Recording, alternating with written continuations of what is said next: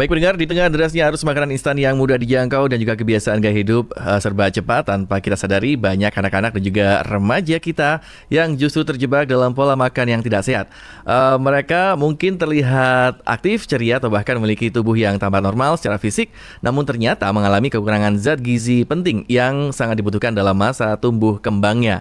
Bersama saya Putra Wijaya yang akan menemani Anda di Ala Dokter kali ini, edisi hari Rabu 2 Juli 2025, dan tentunya saya tidak sendiri, sudah siap menemani saya Dr. Ramzi, spesialis anak, dengan topik kita praktik pemberian makan yang benar untuk cegah malnutrisi pada anak dan juga remaja. Kita akan sapa terlebih dahulu narasumber kita yang sudah hadir di sini. Assalamualaikum Dr. Ramzi.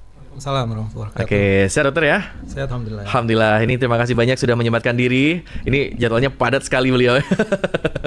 Oke, dokter, ini kita tahu namanya malnutrisi ini banyak sekali gitu ya. Mungkin bisa dijelaskan dokter, sebenarnya definisi dari malnutrisi ini apa sih gitu? Apakah berarti kekurangan makanan atau mungkin faktor yang lainnya? Ya, alhamdulillah, wassalatu wassalamu ala rasulillah wa ala alihi wa sahbihi wa ala wala haula wala quwata illa billah. Pertama kita bersyukur bisa masih dipertemukan di sini. Kita bersyukur alhamdulillah. Yang kedua adalah kita bisa masih menyempatkan berbagi ya dengan masyarakat, memberikan edukasi, terutama terkait dengan topik-topik yang masih menjadi problem kesehatan di Indonesia pada saat ini. Salah satunya adalah malnutrisi. Ya, malnutrisi. Tadi saya sebutkan secara luas malnutrisi, bukan hanya stunting sebetulnya yang atau kurang gizi, gizi kurang, gizi buruk gitu ya. Malnutrisi ini cakupannya lebih luas. Artinya semua masalah baik kekurangan maupun kelebihan yang itu menimbulkan masalah kesehatan gitu. Jadi sekarang kalau berbicara problem nutrisi itu bukan hanya yang kurang aja, yang berlebihan juga jadi masalah di Indonesia. Yang itu yang terlewat sama orang banyak gitu Pak ya? Iya, masih banyak yang berpikir bahwa di masyarakat bahwa kalau anaknya gemoy, lebih lucu, sehat gitu loh ya. Padahal nggak juga. Padahal nggak juga, dia menanggung beban juga itu. Dan konsep berpikir seperti itu harus diluruskan di setiap orang tua bahwa anak yang gizinya berlebih pun juga dia sudah menanggung beban kesehatan dari masa-masa kecilnya gitu loh. Dan itu akan berdampak pada masa dewasanya, masa tuanya gitu loh. Jadi banyak penyakit-penyakit yang berkaitan dengan problem-problem nutrisi yang itu dimulai dari masa dia masih anak-anak. Karena itu jadi pada pagi hari ini saya juga masih mengambil topik itu ya. Obesitas juga kita angkat karena itu juga jadi perhatian buat semua orang tua. Jangan hanya yang kurang gizi aja yang diperhatiin, tapi yang lebih gizi pun juga harus atau obesitas itu atau overweight itu pun juga harus diperhatikan dari masa sekarang. Stunting yang memang kita juga tertinggi ya Jawa Timur. Iya, Jawa Timur, Jember termasuk salah satu kota yang kejadian stuntingnya cukup tinggi. Dan di Indonesia ya alhamdulillah meskipun ada penurunan ya. Kejadian stunting di Indonesia sudah turun dari 21% jadi 19%. Sudah ada tanda-tanda kemajuan lah. Tapi tetap Indonesia termasuk salah satu negara yang kejadian stuntingnya tertinggi di dunia. Gitu ya. Obesitas juga jadi masalah di Indonesia. Waduh, semuanya ada di sini. Ada. Jadi ada survei terbaru itu menunjukkan bahwa 1 di antara 5 anak Indonesia itu mengalami obesitas. Bisa dibayangkan ini jadi beban negara nanti ke depannya.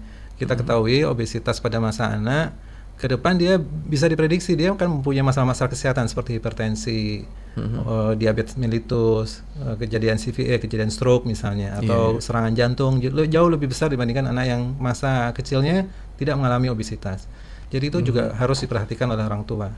Problem stunting kenapa kok menjadi target pemerintah, terkhusus juga pemerintah Jember pada saat ini, karena anak-anak yang mengalami stunting ini akan jadi beban buat masyarakat, buat keluarganya, buat negaranya, karena dia mengalami problem nutrisi yang kurang di masa-masa pertumbuhan otak gitu. Kita kan tahu bahwa otak itu 25%-nya otak manusia itu terbentuk di masa kehamilan, 25%. Kemudian sampai umur setahun 70%. Setahun 70%? 70% masa otak itu ya. Mencerminkan bahwa kualitas ada gangguan di kualitas otak, terkhusus nutrisinya. Setahun pertama pasti dia akan mengalami problem gitu. IQ-nya turun. Pokoknya 1 hari itu akan ada penurunan berat badan, tidak naiknya berat badan dalam 1 minggu itu IQ turun 3 sampai 4. Waduh, bisa dibayangkan ini. karena problem nutrisi gitu. Iya. Kalau dalam 1 bulan ada ketidaknaikan berat badan gitu, itu akan bisa menurunkan IQ juga. Pada akhirnya dalam jumlah yang lebih besar. Dan selanjutnya juga gitu. Ini ada golden period istilahnya, masa-masa emas ya. Sampai 5 tahun tuh, antara setahun sampai 5 tahun masa otak sudah 90%. 94% kalau salah itu. Dan setelah 5 tahun, maka otak hanya tumbuh 6%.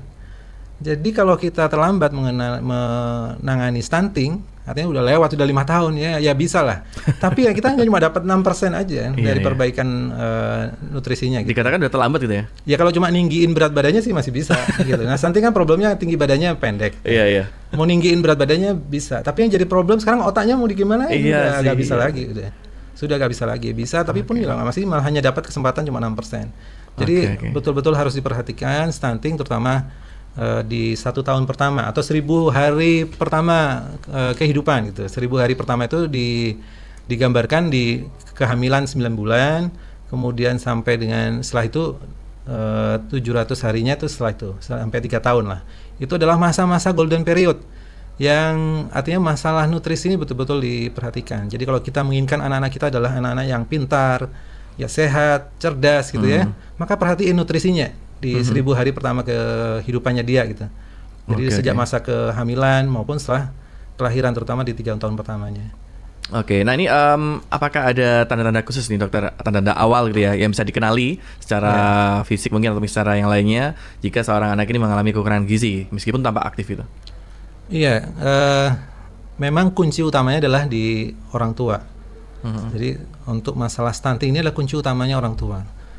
Kader kesehatan juga punya peranan penting ya. Kader kesehatan juga punya peranan penting karena kader inilah yang harus semua, bukan cuma dokter aja, tapi kader posyandu, perawat, bidan itu juga harus punya perhatian lebih dalam mengenali tanda-tanda anak yang sudah mengalami masalah nutrisi. Bagaimana kita bisa mengenalinya? Mengenalinya gampang sebetulnya. Asalkan orang tua punya semangat untuk datang ke posyandu atau menimbangkan setiap bulannya. Setiap bulannya menimbangkan anaknya, mengukur tinggi badannya, mengukur lingkar kepalanya, jangan lupa. Jadi jangan hanya cuma badannya berotot, tingginya cukup. Lingkar kepalanya pun kurang lingkar kepala juga penting tuh. Saya masih pernah mendengar dari orang tua yang diukur cuma berat badan dan tinggi badannya, lingkar kepalanya enggak. Itu salah besar gitu loh. Kita nggak hanya menginginkan anak kita itu tumbuh besar dan kuat gitu ya. Tapi pinginnya anak-anak kita adalah anak-anak Indonesia ini adalah anak-anak yang pintar dan cerdas gitu loh. Dan itu wujud perhatiannya adalah dengan melakukan pengukuran lingkar kepala dalam setiap bulannya. Itu sangat penting. Dan buat semuanya, buat baik itu kader maupun orang tua ya, begitu ada ketidaknaikan berat badan, tinggi badan maupun lingkar kepala dalam setiap bulannya. Jadi saya tegaskan sekali lagi bahwa dalam setiap bulannya tidak ada kenaikan, maka sudah harus bertanya. Kenapa anak ini kok nggak naik berat badannya? Kenapa kok tinggi badannya nggak naik? Kenapa kok lingkar kepalanya nggak naik? Maka harus dicari. Jangan nggak apa-apa lah masih 1 bulan gitu loh. Masih belum kelihatan, anak saya belum kelihatan kurus. Gitu. Dari sini kita tahu pentingnya posyandu ya. Pentingnya posyandu di sana. Kenapa setiap bulan tuh digiatkan untuk mengukur tinggi badan dan berat badan dan lingkar kepala. Itu adalah salah satu manfaat besar dari posyandu. Bukan cuma hanya ajang rumpi aja posyandu. Yang lebih penting adalah kita mendapatkan pengukuran itu tadi, baik tinggi badan, berat badan dan lingkar kepala maupun edukasi. Posyandu itu adalah lini pertama kita untuk memberikan edukasi. Jadi kader-kader yang mendengarkan pada hari ini harapannya nanti juga bisa bertanya. Harus memberikan perhatian dalam setiap problem yang ada gitu loh. Makin banyak menemukan kasus-kasus di daerahnya, laporkan ke tingkat kesehatan yang lebih tinggi atau dibawa ke rumah sakit terdekat atau rumah sakit Subandi sudah memberikan perhatian khusus. Jadi untuk masalah-masalah problem gizi sudah memberikan layanan gratis. Gratis pokoknya semua masalah gizi gitu loh. Jadi segera dirujuk aja ke rumah sakit Subandi atau ke tempat dokter spesialis anak ya. Konsultasikan setiap ada masalah dengan misalnya tidak ada ketidaknaikan berat badan, itu udah kuncinya di sana. Itu sudah harus diperhatikan. Sampai umur berapa dokter kita merasa ini udah aman gitu ya? Gitu. Sebetulnya penimbangan itu rutin ya, sampai umur 2 tahun sampai umur 5 tahun itu ya, balita nih, masa balita itu. Karena itu masa yang memang harus golden period itu tadi ya. Iya, golden period itu tadi itu. Assalamualaikum dokter. Waalaikumsalam warahmatullahi wabarakatuh. Ini saya kan mengenai bayi. Kalau dulu itu dokter dikasih bisa gitu dokter. Kalau orang-orang dulu gitu katanya. Iya, betul. Kenapa bisa dokter kok enggak yang lain gitu? Mungkin dari segi kesehatan apa ada keunggulannya bisa gitu dokter. Yang kedua ini mengenai stunting dokter. Ini anaknya kecil, tetapi cerdas gitu dokter. Pintar anaknya itu. Apa disebut stunting seperti itu dokter? Itu saja yang tanyakan. Terima kasih. Assalamualaikum. Assalamualaikum. Iya. Silakan, Ini bagus sekali pertanyaannya. Artinya sudah menggambarkan memang problem yang banyak dijumpai oleh masyarakat. Jadi pemberian pisang sebagai makanan awal atau MPASI awal adalah praktek pemberian yang sudah turun-temurun. Ya, dan memang di Indonesia dulu gitu makanan pisang yang dilumatkan itu sempat masuk di buku KIA. Dan itu baru, tapi sudah lama ya. Yang buku KIA yang lama banget itu masih menempatkan itu di makanan pertama untuk bayi-bayi yang sudah mulai belajar makan. Dan itu adalah praktek pemberian makan yang salah. Iya. Dan pisang ya? Pisang termasuk yang salah. Waduh. Jadi menu tunggal itu tidak mencukupi kebutuhan nutrisi anak. Pisang hanya mengandung karbohidrat, sedikit mengandung protein dan sedikit mengandung mineral atau bahkan tidak ada sama sekali mineral, terutama zat besi. Ya, padahal kalau diteliti ASI sebetulnya, saya berbicara dulu tentang ASI. ASI adalah anugerah ya yang Allah berikan pada anak-anak kita yang tidak ada bandingannya gitu loh. Pemberian ASI harus dipenuhi sampai 6 bulan. Memang sangat memprihatinkan di Indonesia ini kejadian angka menyusuinya masih cukup kecil. ASI eksklusifnya hanya 11%. Sangat disayangkan gitu loh. Jadi hanya sedangkan sedikit pada saat ini orang tua yang memberikan perhatian nutrisi yang padahal nutrisi yang terbaik buat anak adalah ASI. Ya, ASI adalah makanan yang terbaik untuk anak. Tetapi ASI tidak mencukupi setelah usia 6 bulan. Jadi setelah 6 bulan atau bisa terjadi pada sebelumnya. Jadi kalau kita melihat grafik kenaikan berat badannya sudah nggak bisa bagus dalam setiap bulannya, terutama di usia 4 bulan atau 6 bulan, kita bisa mempertimbangkan. Tapi harus ada keputusan dari dokter, mempertimbangkan untuk memberikan MPASI dini. Dan MPASI yang terbaik adalah yang gizinya juga berkualitas, menu lengkap. Itu lebih baik gitu loh. Menu lengkap ini artinya ada unsur makronutriennya, ada unsur mikronutrien. Makronutrien itu ya semua pada tahu lah.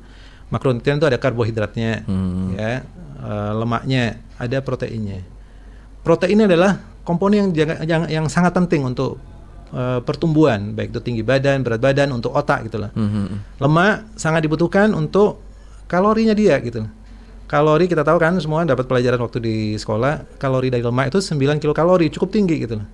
Dan masakan kalori energi yang didapatkan untuk anak-anak kita untuk bisa tumbuh dengan baik itu adalah 40%-nya didapatkan dari lemak gitu. Jadi itu harus diperhatikan. Karbohidrat ya hanya 40% aja, 40-50%. Jadi bukan seperti halnya yang zaman dulu dikasih pisang di awal. Ada pisang sama dikasih ini dokter nasi itu? Iya, dilumatkan. Itu sama-sama karbohidrat. Astaga. Jadi proteinnya nggak dapat, lemaknya nggak dapat. Padahal proteinnya adalah satu komponen. Belum lagi kita berbicara mikronutrien. Mikronutrien itu didapatkan dari terutama dari sumber protein. Misalnya zat besi. Ada pada usia 6 bulan itu ASI sudah tidak mencukupi lagi. Suplai zat besi dari ASI itu tidak mencukupi lagi. Maka harus dibantu dari MPASI. Dan suplai zat besi terbesar adalah dari makanan-makanan yang merah. Pisang nggak merah gitu loh. Dan itu didapatkan dari makanan merah dan banyak mengandung protein hewani. Jadi itu cukup harus diperhatikan. Protein hewaninya harus diperhatikan karena itu sumber zat besi yang paling utama gitu loh. Pada saat kondisi ASI sudah tidak mencukupi lagi. Beras merah cuma namanya juga. Dalamnya tetap ada putih tapi kemerahan. Tapi protein ini bisa terutama dari protein hewani itu tadi kayak ati, daging merah ya. Itu adalah protein hewani adalah suplai protein terbaik karena asam aminonya adalah sangat lengkap. Untuk otaknya sangat baik, untuk daya tahan tubuhnya sangat baik, untuk pertumbuhan badannya pun juga sangat baik protein hewani. Jadi nggak boleh lagi protein nabati sebagai unggulan gitu loh ya. Protein di pisang sangat sedikit dan itu protein nabati. Komposisi asam aminonya tidak selengkap asam amino yang ada di protein hewani. Dan mikronutrien yang lain juga banyak dikandung dalam makanan-makanan yang banyak mengandung protein hewani seperti ikan laut, telur.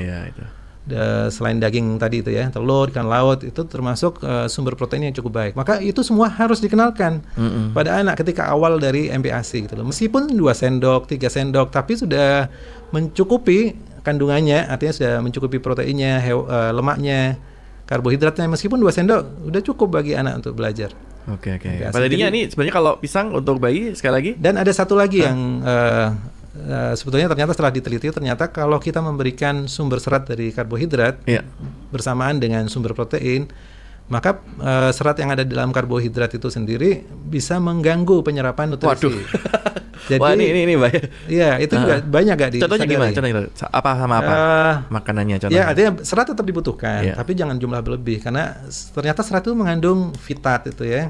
Komponen yang itu kalau bisa dalam jumlah besar, maka dia akan mengganggu penyerapan zat besi, mengganggu penyerapan zinc gitu loh. Maka kalau selalu karbohidrat yang ditonjolkan dalam MPASI anak kita, maka nanti artinya seratnya banyak. Anak saya biar pencernaannya lancar gitu. Sering orang tua menganggap bahwa kalau anak diberikan serat, maka BAB-nya jadi lancar gitu loh. Padahal sebetulnya yang membuat lancar itu air. Air. Oke. Jadi kenapa kok ASI? ASI itu adalah komponen yang paling nyaman buat pencernaan. Kenapa? 85 komponen dari ASI itu air. Cair, encer gitu loh. Maka ketika MPASI pun juga gitu bertahap. Airnya juga harus ditonjolkan. Karena itu dalam salah satu praktek yang juga sering salah didapatkan di masyarakat adalah pemberian minuman selain air di antara waktu makan. Jadi misalnya sekarang waktu makan, berikutnya jadwal minum susu, maka diberikan minuman yang lain, jus buah segala macam. Itu termasuk salah satu praktek yang salah gitu. Dan kalau misalnya jumlahnya seratnya juga berlebih, maka akan menyebabkan anak justru tambah kesulitan untuk bisa BAB secara nyaman gitu. Oke, baik. Nah, dokter ini untuk yang stunting tapi cerdas gimana, dokter? Ya memang harus dibedakan dulu ya. Ada istilah stunting, ada istilah stunted. Ada beda. Stunted itu adalah perawakan pendek. Jadi stunting pasti stunted gitu ya. Jadi anak-anak yang stunting itu pasti stunted. Tapi tidak semua stunted itu stunting. Bedanya gampangnya gini. Anak-anak yang cebol itu stunted. Tapi cebol nggak mesti ya perawakannya atau perawakan pendek, orang tuanya pendek, kakek neneknya pendek, maka anak-anaknya pendek gitu.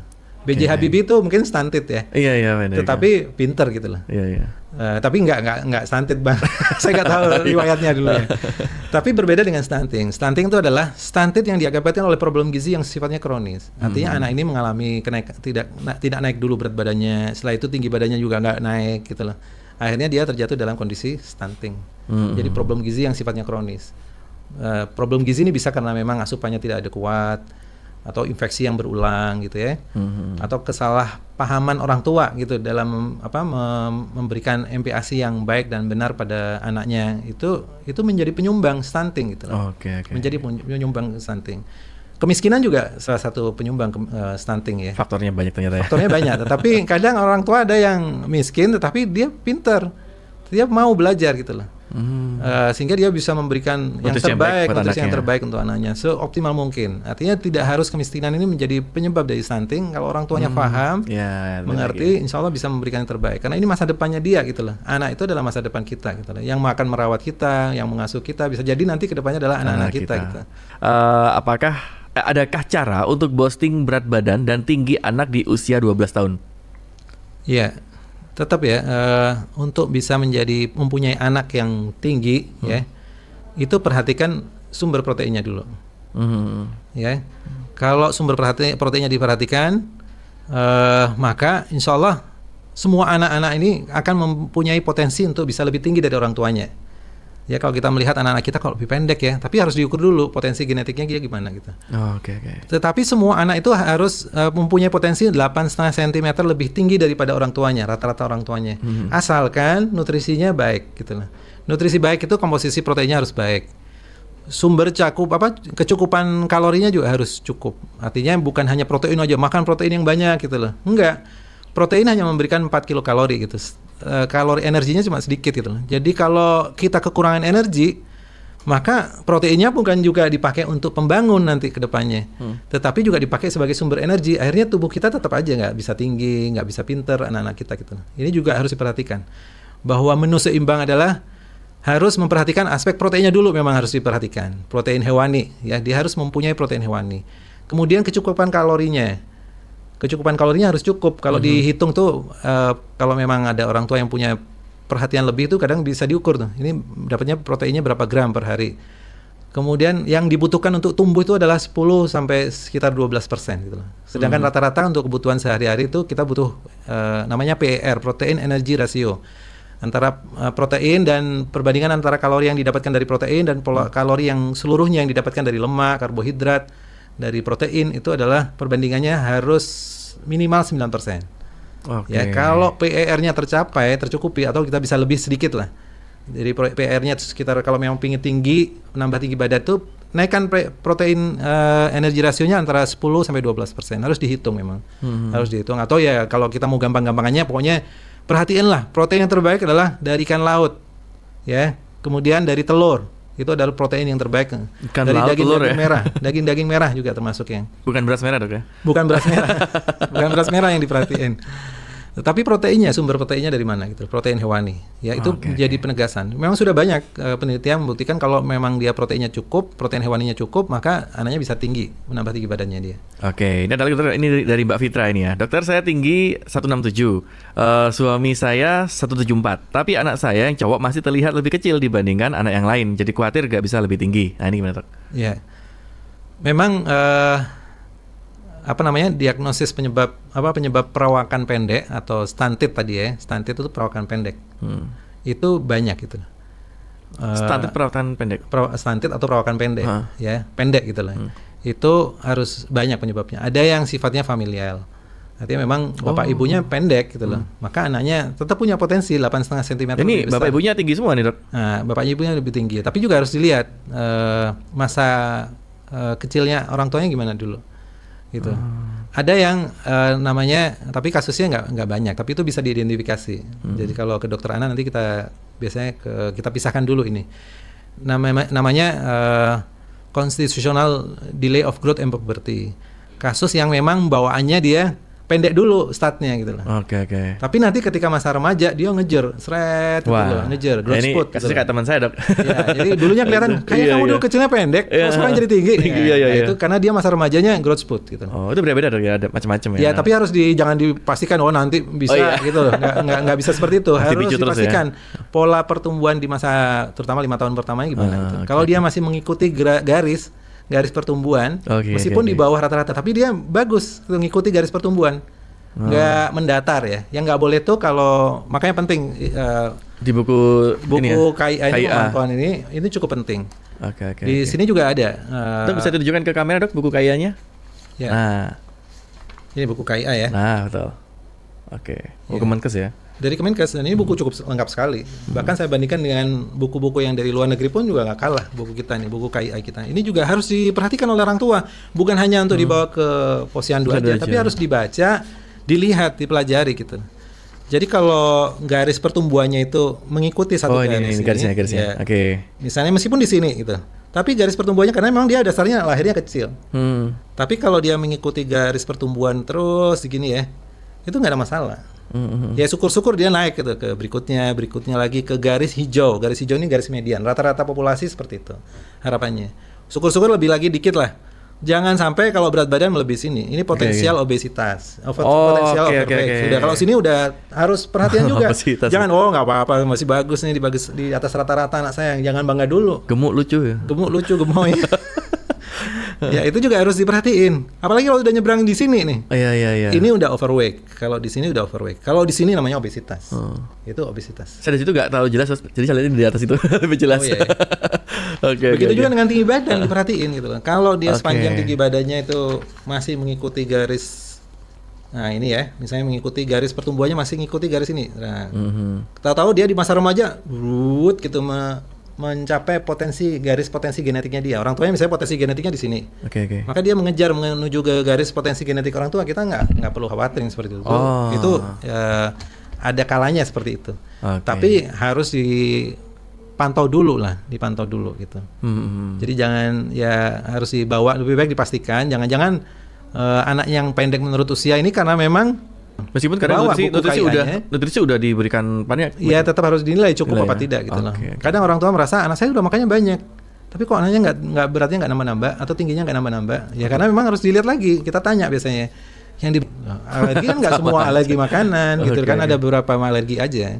Maka harus dipilihkan gitu loh. Kalau masih diberi protein tapi masih kurus-kurus gimana, Dok? Ya, beda lagi ya. Sekarang kembali lagi proteinnya apa? Protein nabati. Kadang orang tua menganggap kalau dapat protein hewani, dapat susu sapi misalnya, dia alergi gitu loh. Maka dianggap protein yang lainnya juga alergi. Padahal belum tentu gitu. Akhirnya orang tua hanya memberikan soya gitu, makanan yang berbasis protein nabati. Akhirnya anaknya nggak bisa tinggi tuh, anaknya pendek karena dia hanya memberikan protein yang berbasis nabati. Maka itu harus diperhatiin itu. Kami punya balita. Satu umur 3 tahunan, satu masih bayi juga ada.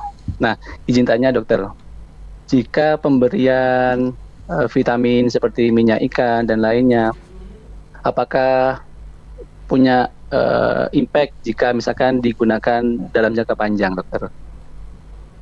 Seperti itu. Kemudian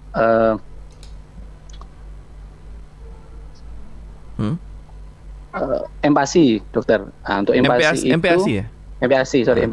MPASI itu sebaiknya untuk yang misalkan di awal 6 bulan, kan 6 bulan kan bisa sudah lepas ASI, dokter.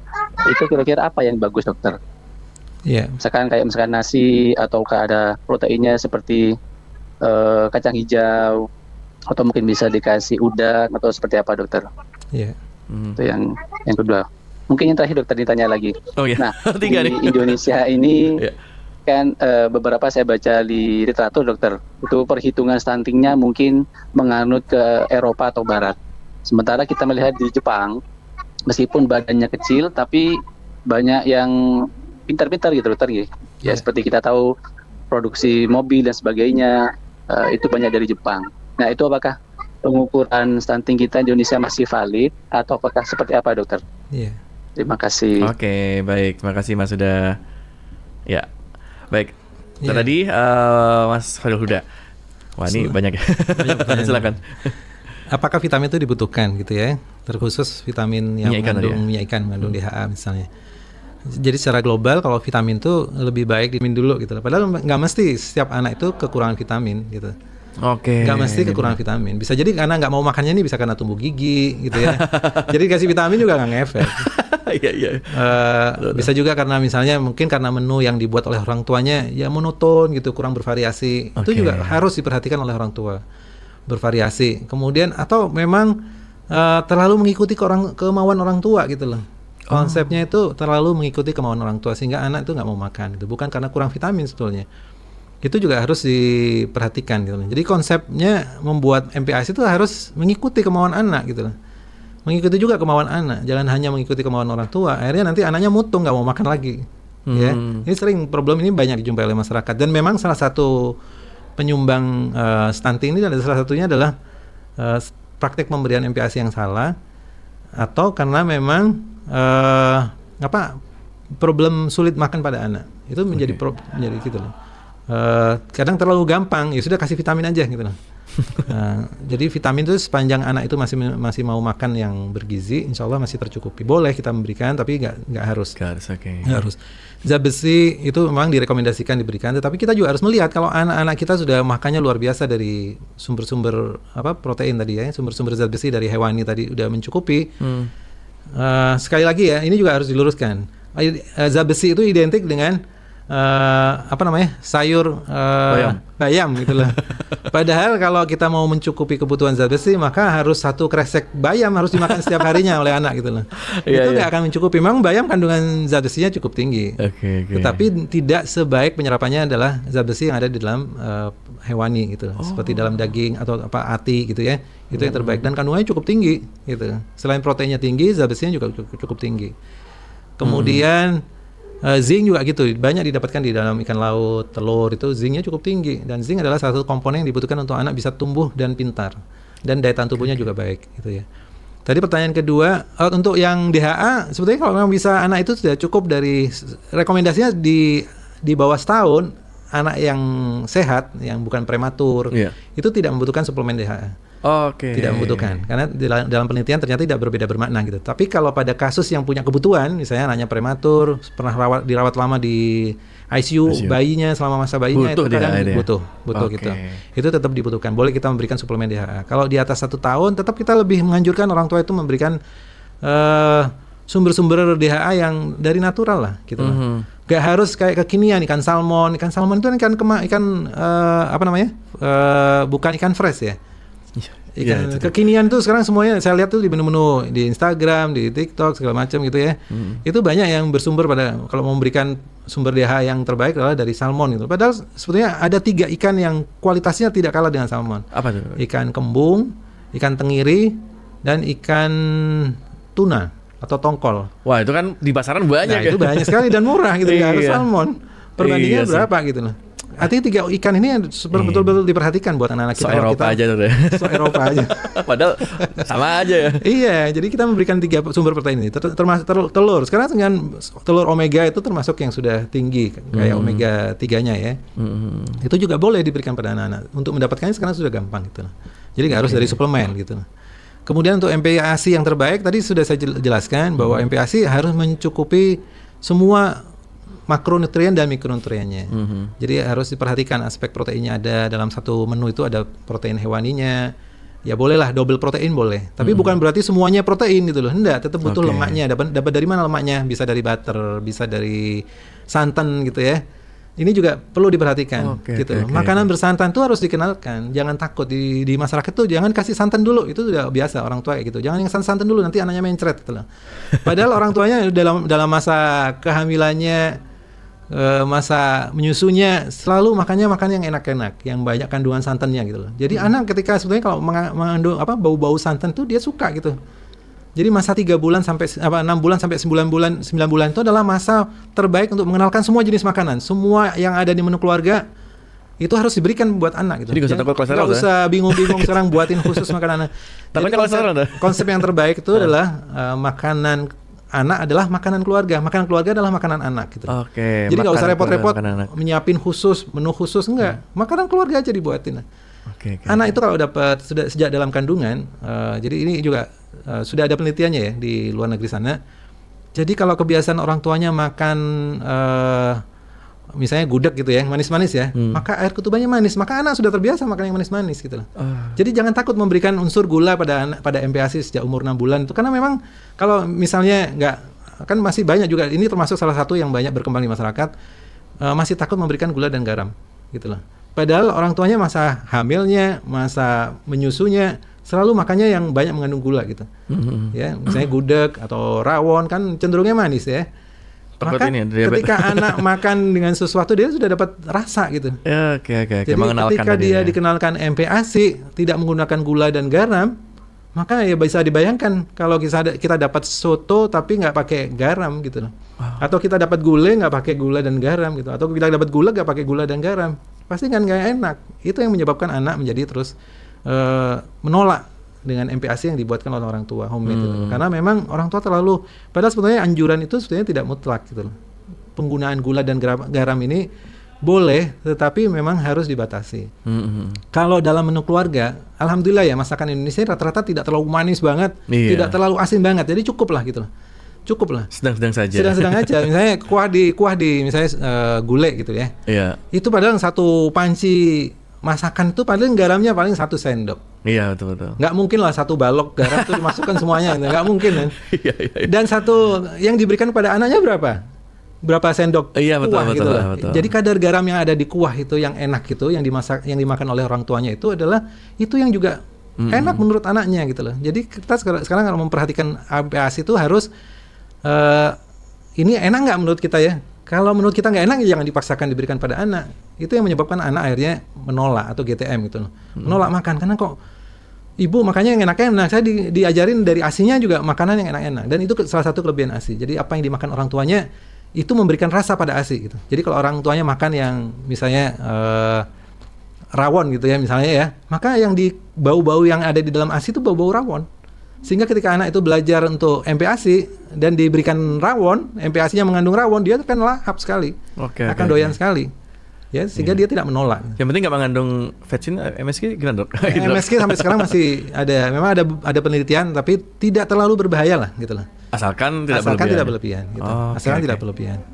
Jadi MPASI harus mencukupi komponen makronutrien dan mikronutrien. Makronutrien tadi karbohidrat, protein dan lemak. Mikronutrien itu ada zat besinya, ada zincnya gitu ya, dan lain sebagainya. Ada seleniumnya dan lain sebagainya.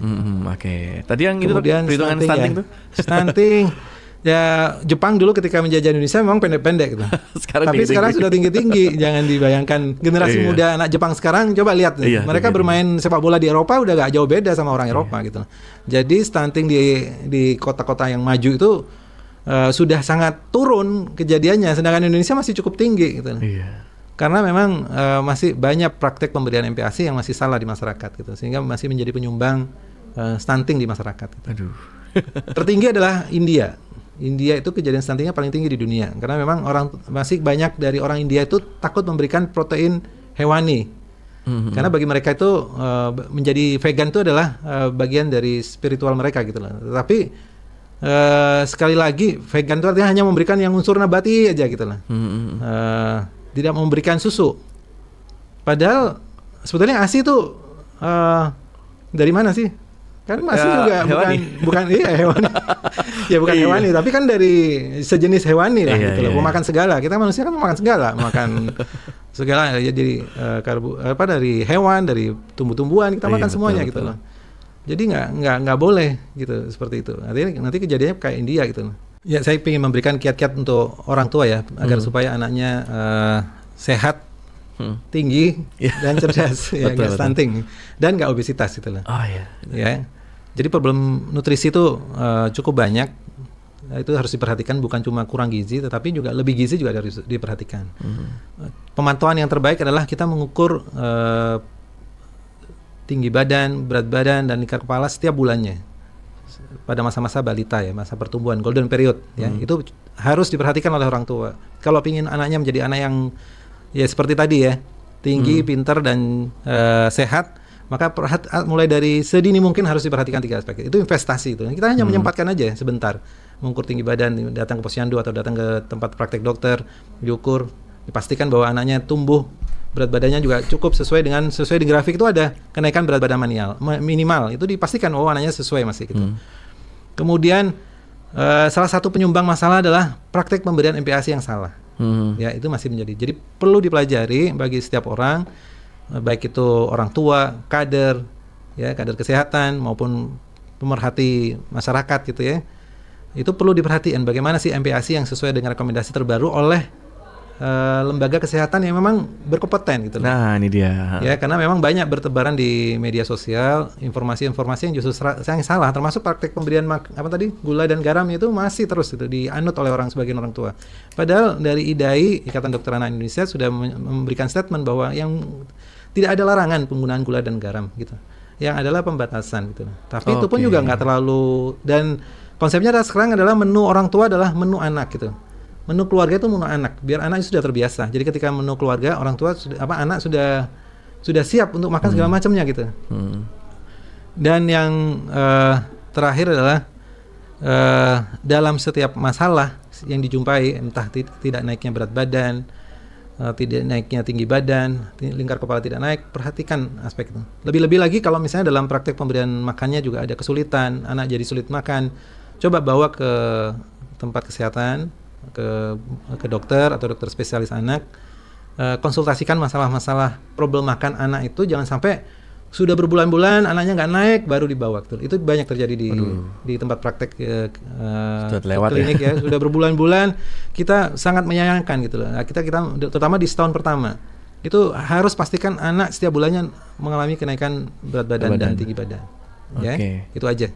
Oke, baik, terima kasih banyak Dr. Ramzi sudah berbagi bersama kita. Insya Allah kita akan berjumpa kembali nanti di lain kesempatan, Dokter. Terima kasih banyak. Assalamualaikum, Dokter.